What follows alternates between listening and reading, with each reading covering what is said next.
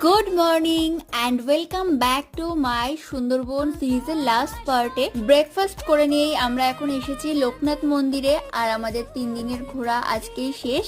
এবার আমরা বাড়ি চলে যাব। আর এই জায়গাটার পরিবেশটা ভীষণ শান্ত ছিল। আজকে এই একটা জায়গাতেই ঘোরাচ্ছিল, আর সারাটা দিন আজকে লঞ্চে থাকবো, তারপর লাঞ্চ করব, আর তারপরে আবার বাড়ির জন্য বেরিয়ে যেতে হবে। আর আজকের ওয়েদারটা ছিল এরকমই, কখনো কখনো খুব বৃষ্টি হচ্ছে, আবার কখনো কখনো খুব রোদ্দুর উঠছে।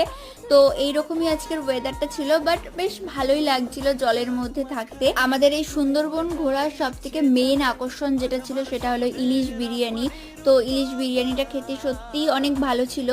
আর ইলিশ মাছ খেতে তো ভীষণই ভালো লাগে। তোমাদের কার কার ইলিশ মাছ খেতে ভালো লাগে অবশ্যই কমেন্ট করে জানিও।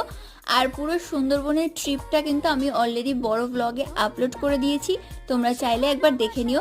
আজকের ভিডিওটা এখানেই শেষ করছি, টাটা।